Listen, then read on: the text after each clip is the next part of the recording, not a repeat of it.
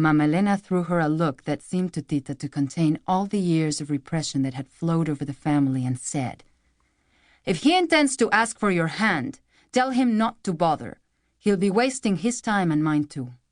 You know perfectly well that being the youngest daughter means you have to take care of me until the day I die." With that, Mama Elena got slowly to her feet, put her glasses in her apron, and said in a tone of final command, "That's it for today."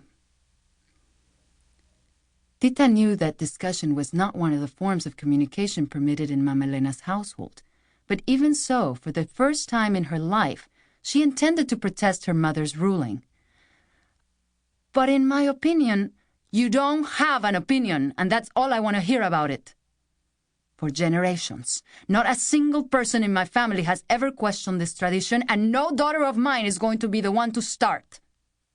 Tita lowered her head, and the realization of her fate struck her as forcibly as her tears struck the table. From then on, they knew, she and the table, that they could never have even the slightest voice in the unknown forces that fated Tita to bow before her mother's absurd decision, and the table to continue to receive the bitter tears that she had first shed on the day of her birth. Still, Tita did not submit. Doubts and anxieties sprang to her mind. For one thing, she wanted to know who started this family tradition. It would be nice if she could let that genius know about one little flaw in this perfect plan for taking care of women in their old age. If Tita couldn't marry and have children, who would take care of her when she got old?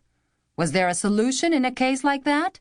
Or are daughters who stay home and take care of their mothers not expected to survive too long after the parent's death? And what about women who marry and can't have children? Who will take care of them? And besides, she'd like to know what kind of studies had established that the youngest daughter and not the eldest is best suited to care for their mother. Had the opinion of the daughter affected by the plan ever been taken into account? If she couldn't marry, was she at least allowed to experience love? Or not even that? Tita knew perfectly well that all these questions would have to be buried forever in the archive of questions that have no answers. In the De la Garza family, one obeyed immediately. Ignoring Tita completely, a very angry Mama Elena left the kitchen, and for the next week she didn't speak a single word to her. What passed for communication between them resumed when Mama Elena, who was inspecting the clothes each of the women had been sewing, discovered that Tita's creation, which was the most perfect, had not been basted before it was sewed. "Congratulations," she said. "Your stitches are perfect. But you didn't baste it, did you?" "No," answered Tita, astonished that the sentence of silence had been revoked. "Then go and rip it out. Baste it and sew it again, and then come and show it to me. And remember that the lazy man and the stingy man end up walking their road twice."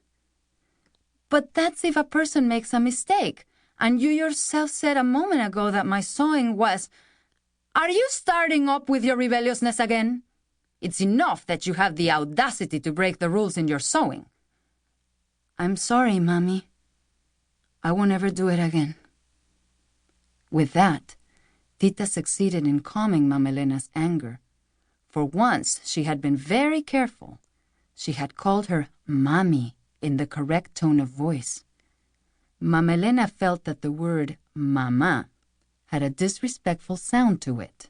And so, from the time they were little, she had ordered her daughters to use the word Mami when speaking to her. The only one who resisted, the only one who said the word without the proper deference, was Tita, which had earned her plenty of slaps. But how perfectly she had said it this time! Mama Elena took comfort in the hope that she had finally managed to subdue her youngest daughter. Unfortunately, her hope was short-lived, for the very next day Pedro Musquiz appeared at the house, his esteemed father at his side, to ask for Tita's hand in marriage.